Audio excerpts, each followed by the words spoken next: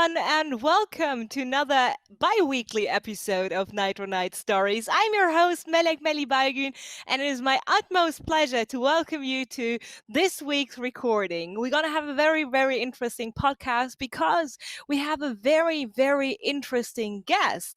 With me is Jaroslav Jardier Honzik, and I'm really excited to talk to him about his endeavors in sim racing or esports racing, as you want to call it, and of course, racing on the real track outside in the real world. And I think he's already with us, so I would say let's jump straight in and say hi. Hi, Jody, how's it going? Hello. How's it going? Oh, well, so good so far. I can't complain. I mean, you know what we did today. We recorded the newest episode of Nitro Nights, and we thought, well, might as well round it up with a new podcast episode of Nitro Nights Stories, and here we are. So, Great to be here. how was the show recording for you? It was nice. It was very nice. It was sweet of you to having me, and I think we had some good laugh together. Absolutely. So, guys, you know what this means. Do not miss to tune in tomorrow. And of course, keep an eye on Twitter, Facebook, and every other social media platform out there to not miss the newest episode of Nitro Nights. And if you haven't followed this channel yet, do so. Click that subscribe button, or at least a follow button. We're not famous enough for subscribe yet, but we're working on it. So to not miss anything happening on this amazing Twitch channel. Currently, there's of course only the podcast. We had the Clash of Races as well, but in the future, I'm very, very certain that things will add up and more things will come on this Twitch channel. So make sure to follow it as well as our social media platforms. It's pretty easy. Everything is overtake_GG. So if you can find it on the platform you're looking for, go give it a follow to not miss anything esports racing related.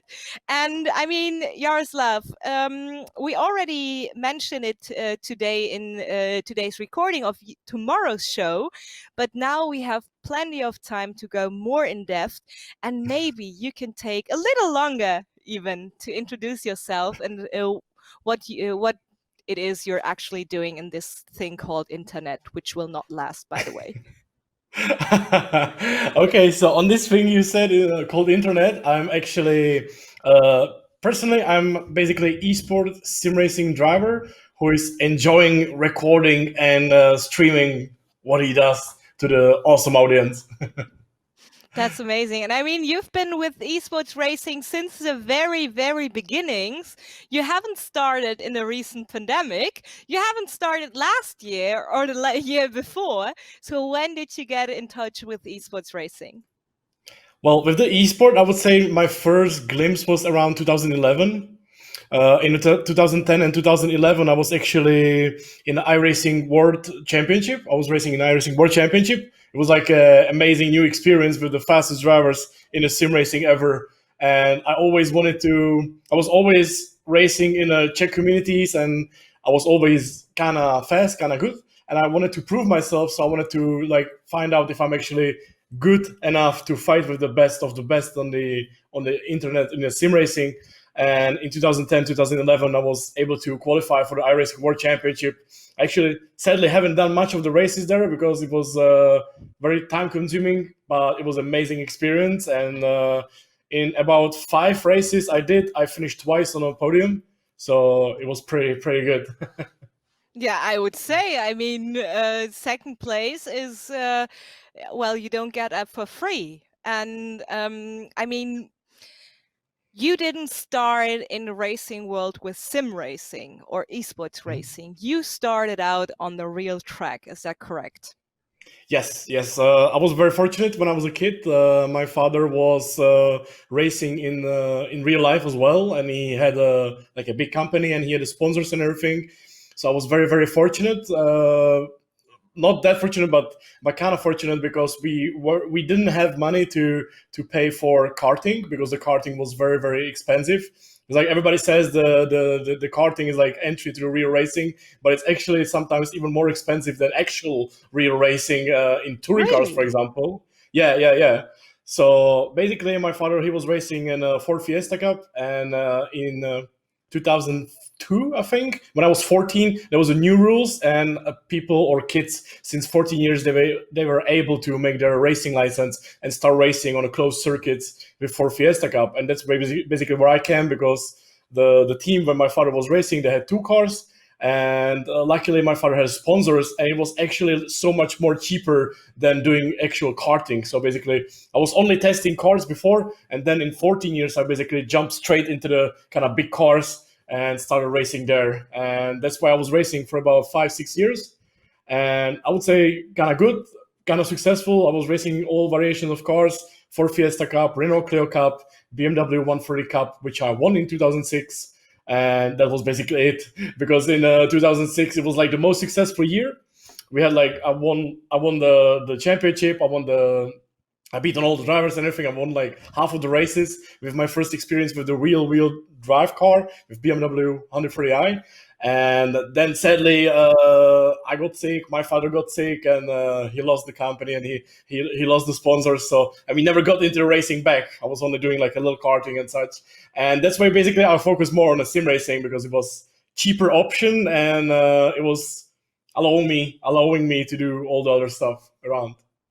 And still keep in touch with what you love, so racing cars, which is Exactly. amazing. I'm Yeah. really sorry to hear about the things that have happened in the past, but I mean, you're making the best of it.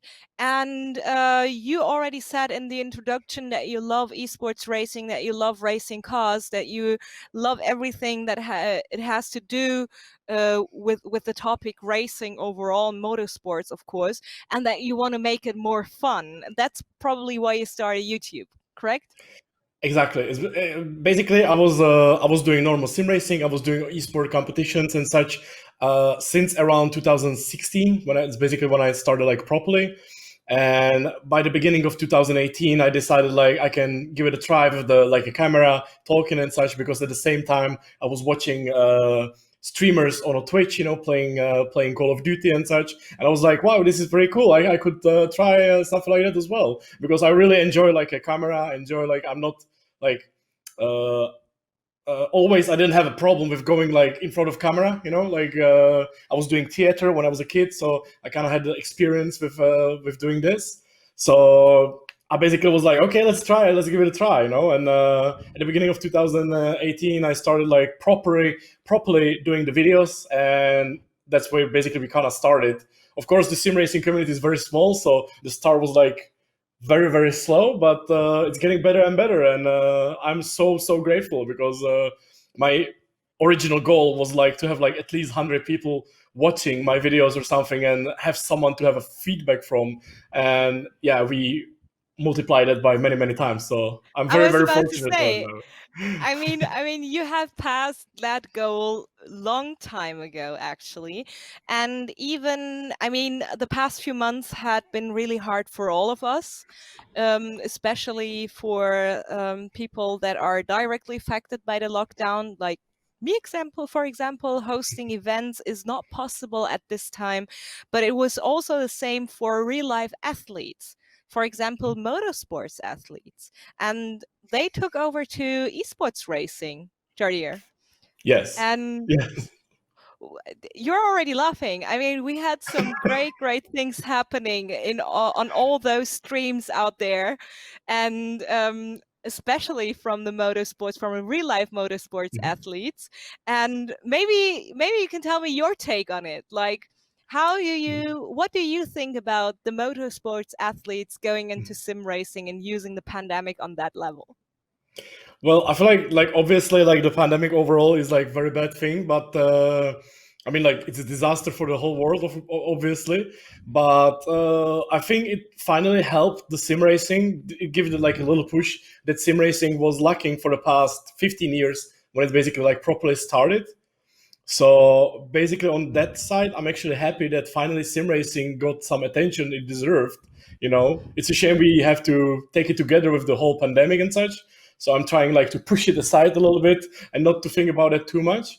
But I think it's very nice, because the real racing drivers, like I kind of don't understand it, because like before I went into a real racing car, I was actually driving on a simulator or driving on a computer to get some of the experience and such. So it's like, to my shock, sometimes we find out that the real racing drivers are not using the simulator that much.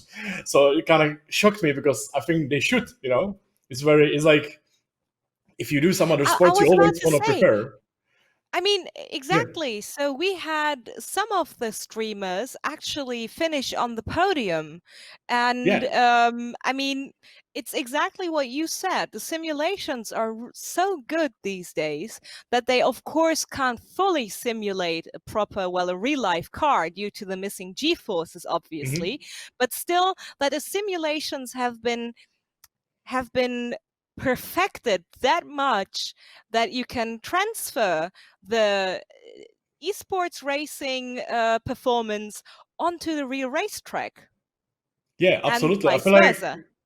yeah, exactly. I feel like when you're, I don't know, for example, when you're an athlete, you have to work yourself all the time, right? You practice every day and such.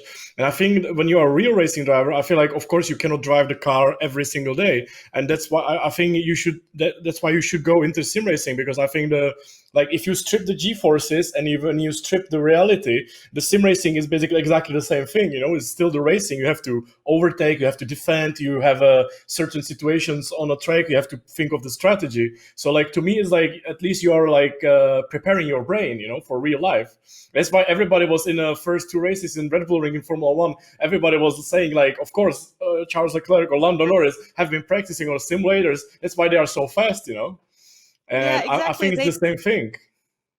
They never got out of racing. Yeah, That's yeah. so smart, as you already said. Like, real life motorsports athlete could actually polish up their performance on the real life track by actually getting in those hours on the simulator. But sadly, we had a few athletes out there not being very enthusiastic about the sim racing community, and of course the development and the spotlight sim racing got. And do you think, why could that be?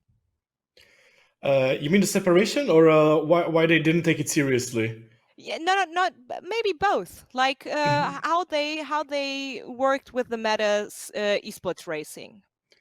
Yeah, I feel like well, obviously, when you're a real racing driver and you're a professional, you have certain stuff you have to do, correct? Like, if you go on the internet, you'll still the team driver or sponsor driver, so you have to behave in a certain ways. And I think obviously some of the drivers had lacked that in a sim racing world, which is to me a little shame. But also, on the other hand, you have to understand it, because it's not their job basically to do sim racing, so they take it as a little like time off.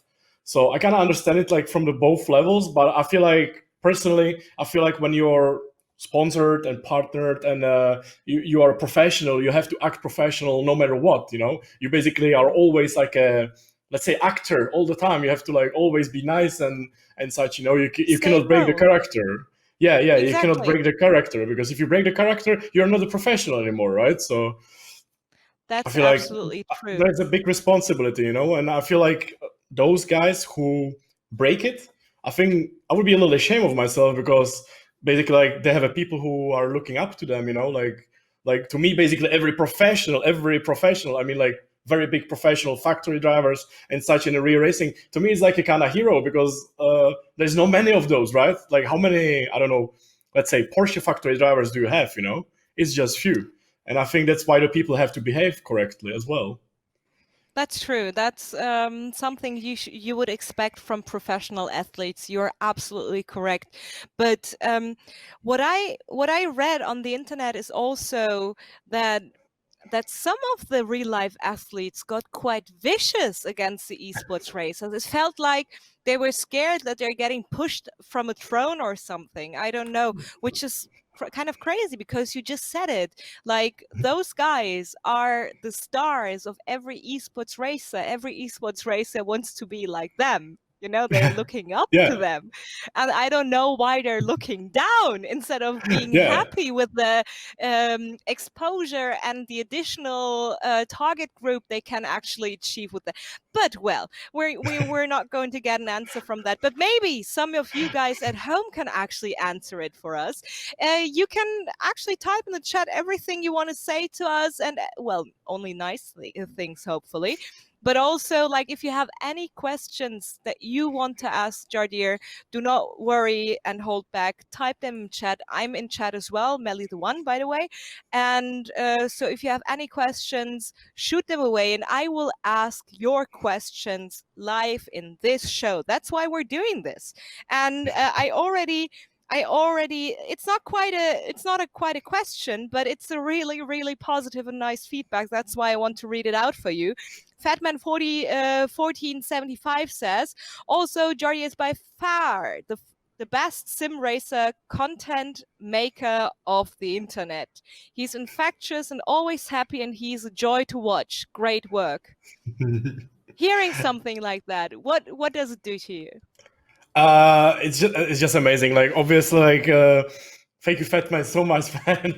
Really, thank you so much for the support. And honestly, like, the comments from the people in the recent months, as you said, basically because of the pandemic and everything, it has been like amazing, because I got like so many nice comments from people who are saying like they are stuck home, they lost a job, and they are looking forward every single day when you stream or something that brings them like a joy and it brings them fun. So to me, it basically, the past few months, they basically changed all my view on the things I do, because I feel like there's like so much more responsibility now than I had before. Before I was like, okay, I'll just stream and have a race and it's okay. But after like getting like hundreds of the comments that people are actually like looking forward, that's actually helping them in their life and such, I was like, oh my god, it's just incredible. I'm just trying to race and have fun, and but people are all almost saying that it's saving their life, and it basically changed all my view and everything, and I feel like so much more responsibility now. Of course, that's I was about to say, is hearing things like that is obviously a huge honor, but also it brings up pressure as well. But it feels like you were born to entertain, Jardier. Did you want to do that? Like, when growing up, what was your job wish? What do you want to do? What did you want to do? What did you want to do? Uh, That's English. I'm sorry. Bad it's like, with it's words. great. I don't know. Like, it's really hard to say, because like I would say one way. Like, I feel like as a person, you always develop. The whole life you're developing yourself, your character, and everything. And I hate those questions when you're like 18 and they ask you where you want to be in 5 years and such. Or it's like, yeah, I feel Like, like dude, I don't even know what I'm going to yeah, eat tomorrow. Why are you asking me yeah. that? It's like, yeah. So it's really difficult. I was like, I wanted to be that. I wanted to be that. When I was 15, I wanted to be professional real racing driver. I wanted to be a factory driver for AMG or whatever. Then when I was in a school, I wanted to be salesman. I wanted to be that and that and that. Then I Yeah. switched several jobs. To in my past, I don't know, 12 years, I had several jobs and such. And basically in the past 3-4 years, I just want to be entrepreneur and just work on myself and start something bigger. Is basically what I want to do. Just do something I can help people with. I do something I can be satisfied with. Not to worry about money too much as well, so I can do everything around.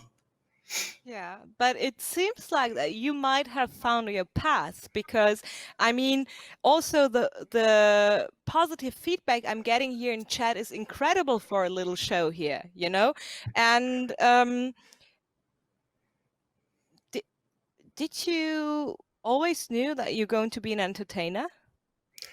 No, absolutely not. No, I was like, okay, like I feel like always I was like a bit of a joker. When I was racing in a real life, for example, I was always waving when I was driving like past the finish line. I was always waving with my mechanics. When I was driving in the karts, we have been doing like for fun like 24-hour races in karting. My friends were always getting crazy because I was waving hands and they never knew what's going on, and I was always like trying to make fun. And And basically when everybody wanted to like do a picture or something, I was always the first guy to just go there, you know, because I was not like ashamed or something, you know. So it's not like I have a filter or anything, but I'm like, you live only once, right? So let's say that Yes. way, like if somebody wants to take a picture or something like that, just do it, you know. If somebody asks you to go on the podium and say a few words, just do it, you know, because I feel like it's working very well. But I feel like the biggest difference to me was my previous job when I was very like working with the people. And it was basically like this. It was like, who want to go on a podium and say something to the 100 people, you know? So I was like, okay, I'm going to go because I like uh, people. I like talking in front of yeah, people. yeah, exactly. I was like, no, I'm gonna risk it. You know, I wanna lose that stress. I wanna lose that thing. You know, everybody was like, no, I can't. You know, I can't go. You know, the same when you were in a school. You know, like you have like I don't know, math on a desk. You know, and they ask who wanna go solve it. You know, I had no idea what I'm doing. I was like, I'm gonna try. You know, just because I wanted to get it away. Because I feel like in a life, it's very important to not be ashamed or like not be like shy in those type of Yeah, moments, because sometimes it will bring you something more, you know. And it's basically what I absolutely. found out. Yeah, that's basically Yeah, what I found out I in the previous job. And yeah, sorry. So, no, don't worry. Go ahead. yeah. I thought you were Uh, finished. I'm sorry. But and no, that's what I I mean, what found out. I'm done. I'm not saying anything anymore.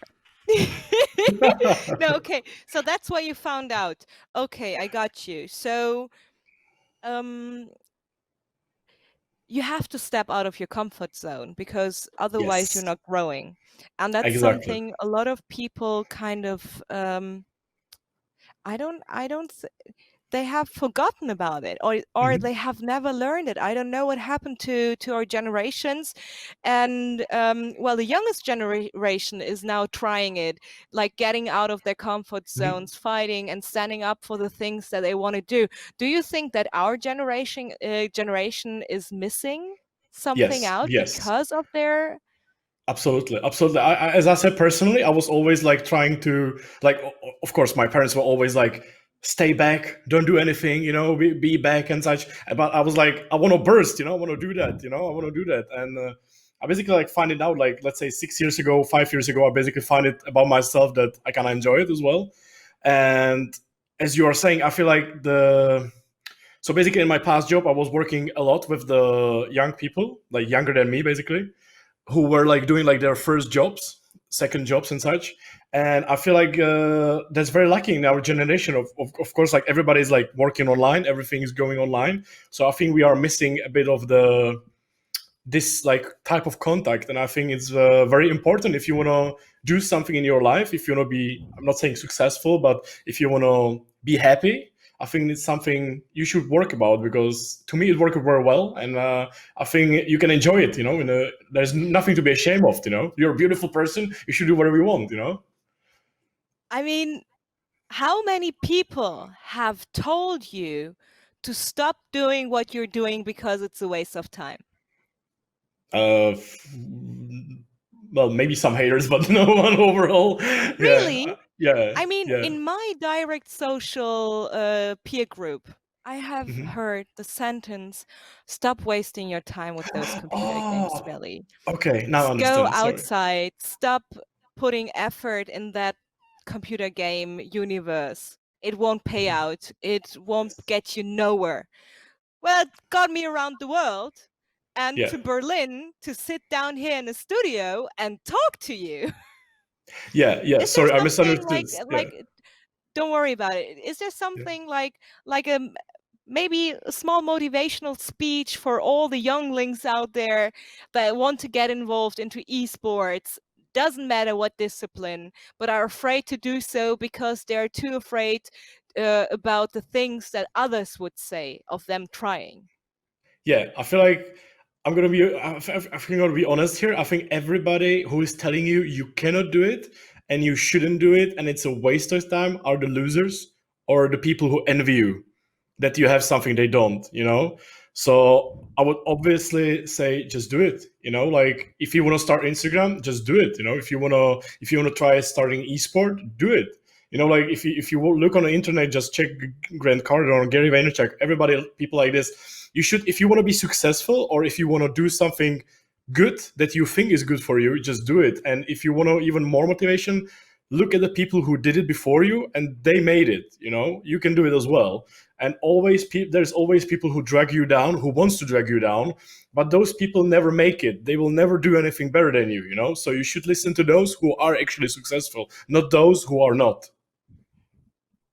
That's perfect. That's exactly what you have to say to those people, guys at home. So if there's something that you're passionate about, just give it a try and don't waste your time thinking of it or thinking about the fact if you're able to do it. Just do it. Period. Yes. So that's exactly. I mean, that's what got us here. You know, I've heard from so many interested younger people in esports that they're interested in pursuing a career in esports, but are afraid to do so because of what their surroundings are saying. So besides that, we already talked about your start in real life racing. If you look on real motorsports and traditional motorsports, like I like to call it, what is the most supreme class in motorsports? That's a Of course, question Formula by One. Trumla, by Like, the way. of course, Formula One is like the top of the motorsport, but let's be honest, getting in the top 20 or 22 in Formula One is like almost impossible task. You know, it's like winning a lottery. So I think if you want to get into Formula One, you have to start when you're like 4 years old, and you have to be very, very, very lucky. But to me, the Formula One is not the number one. To me, the number one is Le Mans, racing on a Nordschleife, you know, Blank Pain or GT World Challenge, stuff like that. You know, like the GT cars are for me, or LMP cars is the top of the class because that's something which is possible to achieve.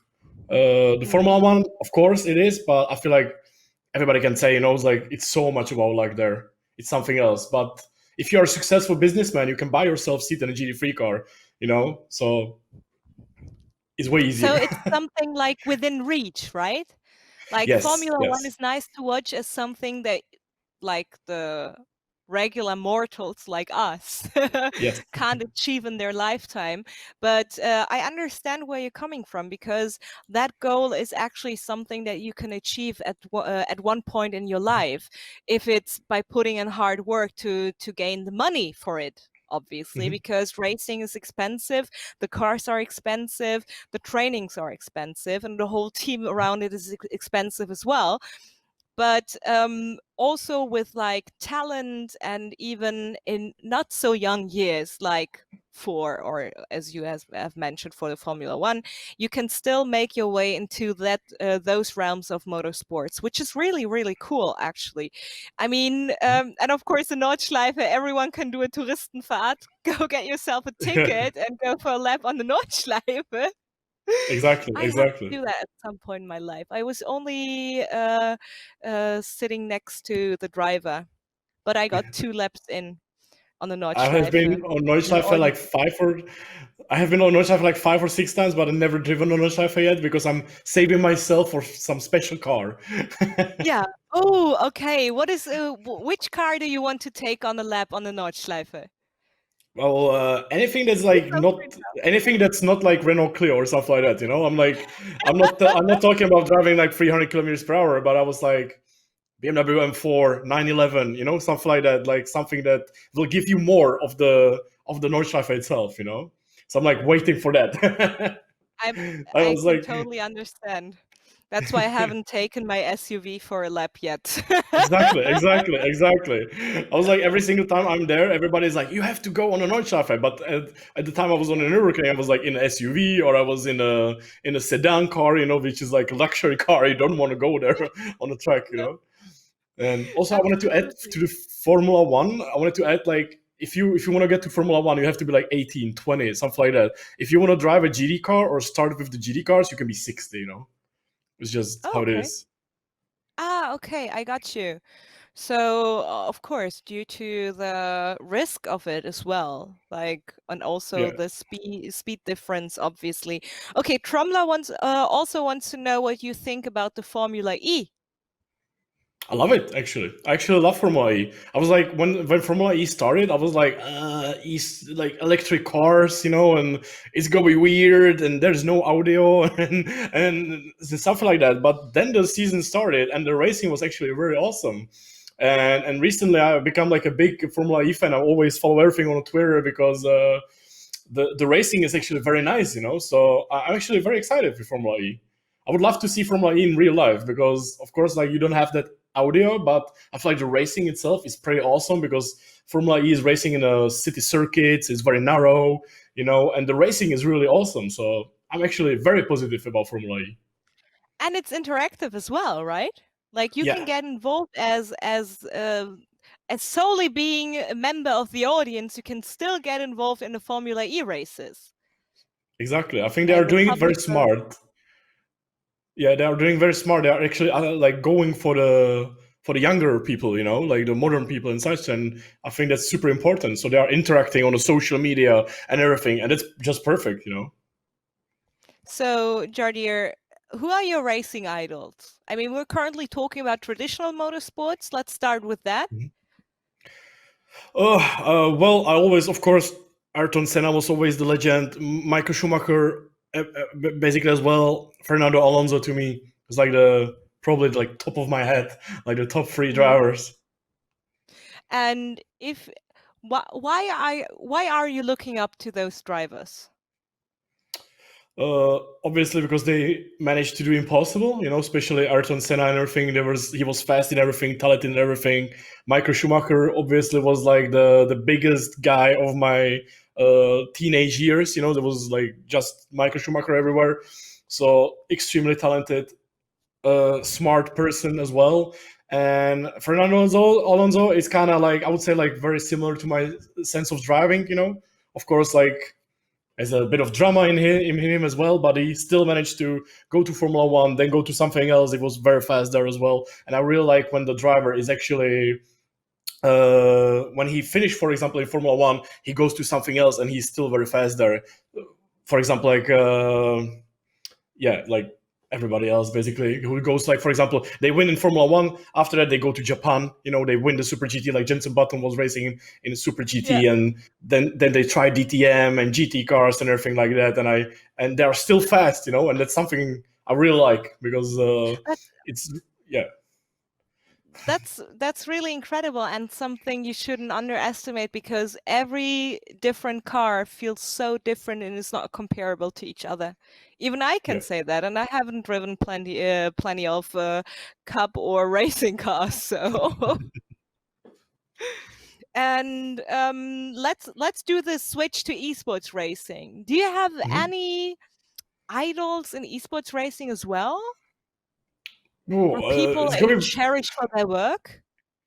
I would say like it's very hard because in esport you have so many categories. You have like, for example, esport driver from iRacing is kind of different than esport driver from, for example, Gran Turismo. Because like the games are so different. So it's really hard to basically, if you would like to say that someone is the fastest in a sim racing, it's really hard to tell because he can be really good in one game but really bad in the other game. So it's really really hard to pick the one. But I would say, like, after watching the past 3 years, like, okay, so 10 years ago, my most favorite was Gregor Hutu, who was the best in iRacing, but he failed in a real racing, so it was like something different. But right now, like the biggest like idols, I would say, is definitely Rudy Van Buren and James Baldwin, because first of all, they both won the world's fastest competition, and they made it into a real racing. So I think it's like for every single sim racer, they must be both like the idols, because from driving behind a little computer to make it into a real 300,000 euros car, is just incredible. It is indeed. I just had to clean up and chat, by the way, so that's why I was I missed the last sentence of what you were saying. But guys, thank you so much for tuning in. We have a few new viewers on our channel for this amazing podcast. Thank you so much for joining us for Nitro Nights Stories, your bi-weekly podcast about esports racing. I'm your host, Melek Balgün, and with me is Jaroslav Honzik, better known as Jardier. And we're talking about his endeavors in esports racing and his start in traditional motorsports. And currently, we're talking about idols in motorsports and, of course, in, well, cherished colleagues in esports racing, let's put it that way. And my next question for you, Jardier, is how was it to race against Jimmy Broadbent? Depends in what race. It's always fun to race with Jimmy Broadbent. I feel like my best experience was when we driven together in a 24-hour charity race in Solder. It was very funny on both channels, and it was really cool. But it's really hard to compare because me and Jimmy are totally different. So it's really hard to compare each other. But it's always fun. It's always fun when we unleash, the people who do the same thing together and put them on the same track. It's always very, very fun, especially for the audience. I think it's like hysterical. I was about to say, I can imagine you both putting up a great show for the audience, at least. And rumor has it in chat, at least, that you drive better when you're talking. Yes, I'm addicted to my streams. It's like before I was always like if you watch me, or if not watch me, but if you knew me 5 years ago, I was just super focused and driving behind a wheel. And right now I'm actually doing everything not to be focused on the wheel, So I'm basically doing everything else around it. And you're actually still I going feel like, fast. yeah, and actually, I feel like it's actually helping me to be like more calm and such, because you're not thinking about the racing itself. You're just thinking about other stuff. And as we talked before, the rest is like automatic. And I feel it actually helps me a lot. Like we actually are sometimes making fun of that on my channel, that I actually, if I never shut up during the, let's say, 1 hour stream, it's actually way better than when I try to focus or something like that. And it's absolutely correct, because I absolutely cannot race anymore without my chat, Like if I don't see anyone, or if I cannot talk to anyone during the driving, it's like a super boring to me. I mean, in chat it has been already discussed that you're currently lapping and bringing new lap time records, but you're not racing currently, right? So you're still just talking. No, right now, no. Because that what the guys in chat were actually speculating on, that you're like racing like on the side while doing that podcast with me. But We Mano asks, are there any races that you want to that you want to compete in real life or in sim at home at some point in the future? What are your goals? Like I One of would my next love to questions, by the way. It's a great question, Vimano. Absolutely awesome. Well, I would love to in real life. If I could choose like 2 goals in real life, I would love to participate in 24-hour Nordschleife or 24-hour Le Mans. That has been always my dream since I was like 7 years old. I always wanted to participate in one of those 24-hour races. That would be fantastic if it would ever happen. That would be absolutely amazing. But I, of course, know it's super expensive. So maybe in one day. And Never right say now, never. Exactly. Exactly. Never say never. I feel like because the sim racing is so much getting closer to the real racing, maybe there's going to be some opportunities. We already seen with Jimmy Broadbent it's possible, so that's why I believe it's going to happen as well. If I will be lucky, and if I'm going to work hard, and I think I have a big chance as well. That's it. That's also something I feel, especially in esports, people forget about. Like, you still have to put in the work. You still have to tear yourself apart for what you want to do. So no one is giving it to you for free, right? Exactly. Perfect. Yeah, exactly. Like esport is exactly as every other thing, and especially when you watch, like for example, Fortnite esport players, they play like every single day, hours to practice. And when you want to be the best in a sim racing, you also do the same thing. It's basically something I'm lacking, because I'm like not taking it that seriously right now, because I feel like I just enjoy not practicing and just having laugh and fun around. So the esports stuff is like so much more complicated if you want to succeed. Like recently there was a SRO esport championship in Assetto Corsa Competizione, and the best drivers, they have been practicing like 4 or 5 hours per day, before the race. So that's something you have to do if you want to succeed. Yeah, I mean, 2 weeks ago we had Ad Hoc's team manager Danny Juza with us in the studio, and of course on Nitro Nights Stories. If you missed that episode, go watch it back. There we also talked about the role of a team manager in esports racing and how important it actually is to have a strategy for especially endurance races. I mean, Jardier, most of the people think, well, you get into your sim, and if you crash your car in the first turn, well, you crash it. No matter, you just reconnect on the server. But it's not that easy, isn't it? No, absolutely don't take it that way. I basically, like every single sim racing race I do, I take it as it is like real life, Like in real life, you're thinking you don't want to crash the car, you don't want to, especially if you do endurance race, you don't want to throw it away to your teammates as well because it's a team race and such. Or if you're doing an esport race, you are most of the time you are representing some team, so you would like to also like behave as good as possible. So I think in these terms, it's very, very, very serious, at least to me. Mm. Absolutely. I mean, an athlete is an athlete. Doesn't matter what discipline Yeah. he's actually performing. If it's digital or in traditional sports, it's still hard work. It's still that grind onto the very top of your field. And I mean, due to the lower entry barrier, the fight amongst those precious pro contracts is even harder than traditional sports, if I'm not mistaken. So I would almost say so, because I mean, you have to leave so many people behind. I mean, in football, it's the same because everyone and their dog plays football. But I mean, that's something people forget. They don't take they don't really take pro players seriously because they say, well, you're only playing a game. But yes, but Yeah. 6 million other people are trying to be good in this game as well, and I'm Yeah. actually quite one of the best. So tell me if it's something that is worth call to be achieved, So Yeah. or just that's also some. Do you think that this discussion will be something from the past in a few I think, years? yeah, I think in a few years, yes, you can already see it now. Like if you watch the esports scene overall, like League of Legends, CS:GO, and such, you can notice that the professional athletes, are basically like heroes. They're super well paid, and everybody want to be like them. But exactly as you are saying, it's 5 guys in one team who are best from 20 million guys who can do the same thing. So I think.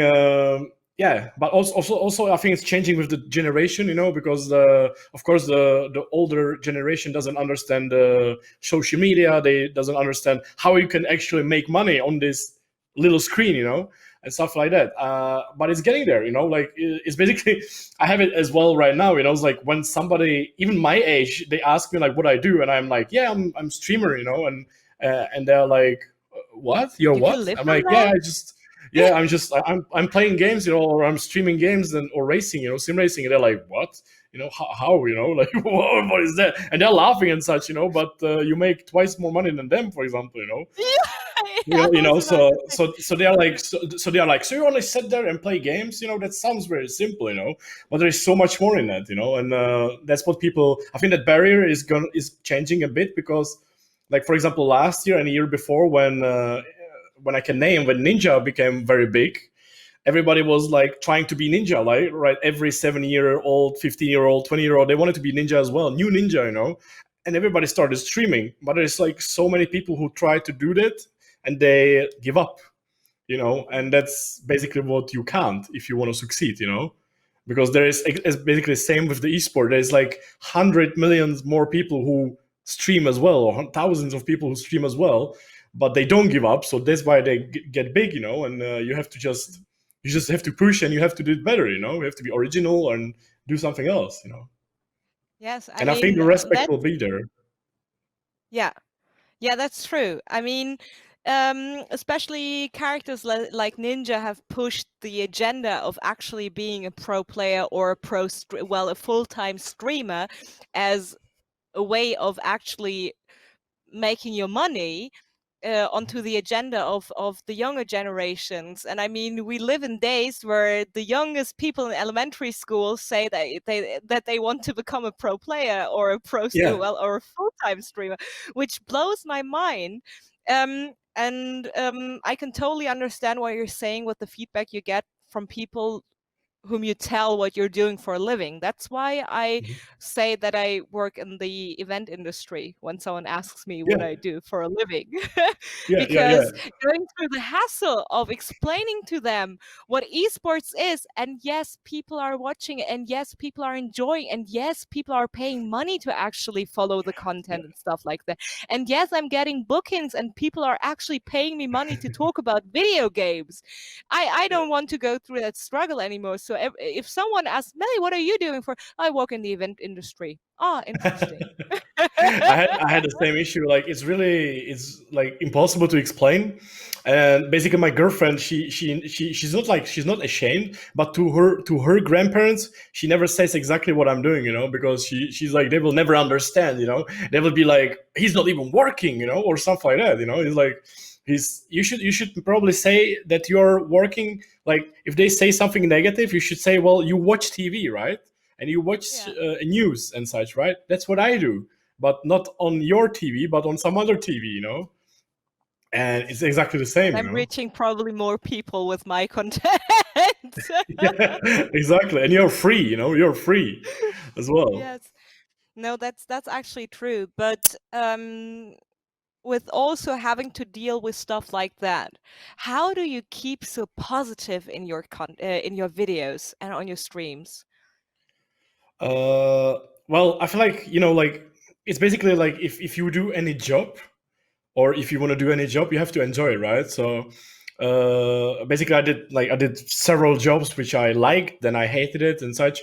But the sim racing and the racing is something I love all my life. It's just my passion, and nobody can take it away.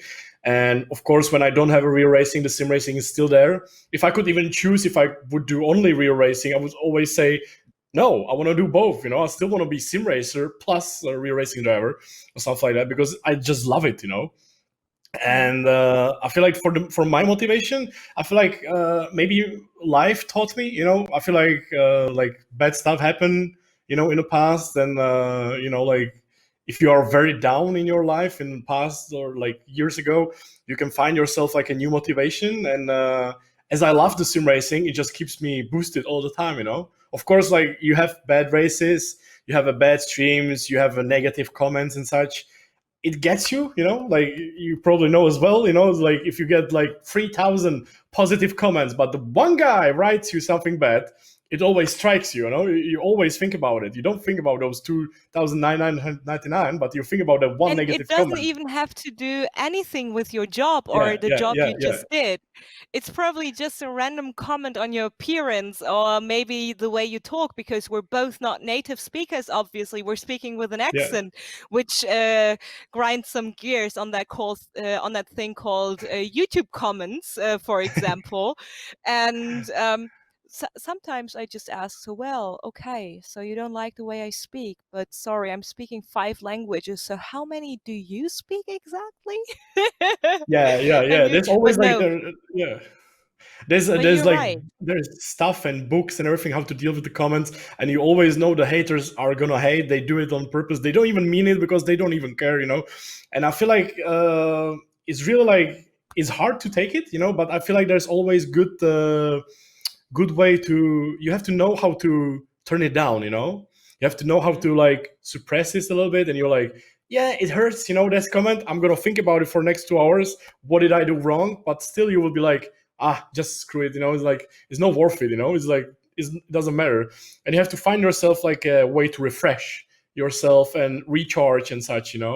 So I think it's very important. And basically, why I'm always so happy in the streams is just because I just enjoy what I'm doing. I just love being on that camera with the guys. I just love the feedback in the chat, and racing live, because I just love it so much. So it just keep me positive all the time. Even like, of course, like, sometimes it's worse, sometimes it's better, and so on, so on. But I just feel like, also feel like the responsibility and such we were talking before.